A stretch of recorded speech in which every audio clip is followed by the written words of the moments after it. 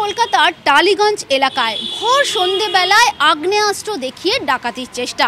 ঘটনাটি ঘটেছে গতকাল সন্ধেবেলা লেক অ্যাভিনিউর একটি আবাসনে।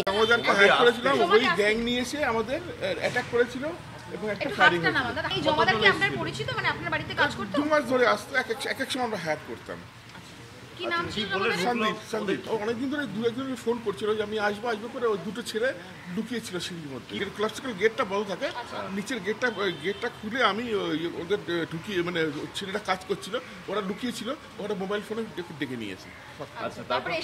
এসে আমাকে গলাটা টিপে টেপ মারার চেষ্টা করেছিল।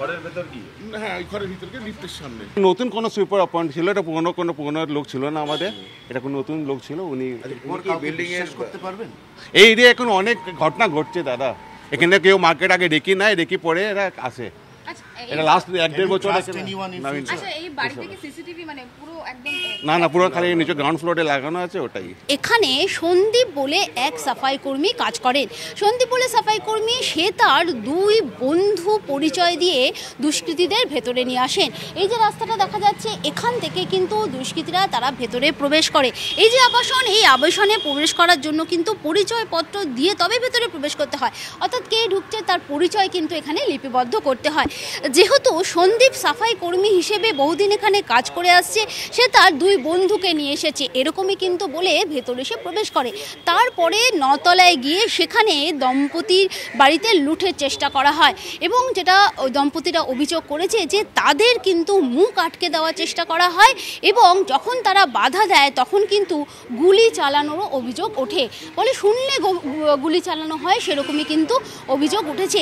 সেই আওয়াজ পেয়ে যারা পাশে রয়েছে বাসিন্দারা তারা চলে আসেন এবং তারা কিন্তু পুলিশে খবর দেয়। পুলিশে খবর দিলে পুলিশ আসে এবং এই দম্পতিকে রক্ষা করে। তারা থানায় অভিযোগ করে এবং তাদের অভিযোগের ভিত্তিতে লালবাজারের গুন্ডা দমন শাখা তারা ওই 3 দুষ্কৃতীকে অর্থাৎ সন্দীপ সহ আরও বাকি 2জনকে গ্রেফতার করেছে। তবে এই ঘটনায় এলাকাবাসী রয়েছেন যারা বা এই ফ্ল্যাটে যারা থাকেন তারা কিন্তু রীতিমতো আতঙ্কিত। আমার হাজব্যান্ডের মানে একটা নেচার কি, ও যখন এগুলো ওয়াশ করায় সিঁড়ি, তো ও এখানটাই বসে থাকে।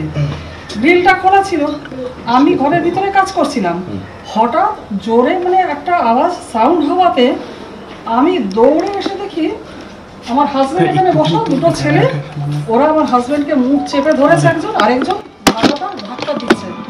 তো আমি ছুটে আসাতে ওরা আমার দিকে আগে ফায়ারিং করার চেষ্টা করে, হতে হতে ছেলে দুটো পালিয়েছে।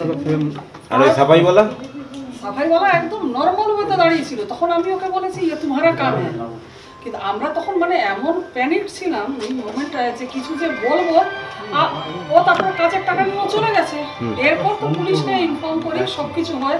আনপ্রেডিক্টেবল যে এইরকম ওদেরই সিকিউরিটি লোক এরকম 2জন লোককে নিয়ে এসছে, এটা করিয়েছে, এটা ওদের নিজের বাড়ির আমার মনে হয় সিকিউরিটি আরও একটু করা দরকার ছিল, মানে আগে থেকে একটু করা দরকার ছিল। আর দেখুন ওই যে ছোটোখাটো ব্যাপার হয় তার জন্য আমরা রিকোয়েস্ট করেছিলাম পেট্রোলিং বাড়ানোর জন্য, থানা সেটা করেছে, বাড়িয়েছে পেট্রোলিংটা। ক্যামেরায় পিকু দাসের সঙ্গে সোমা দাস, TV9 বাংলা, কলকাতা।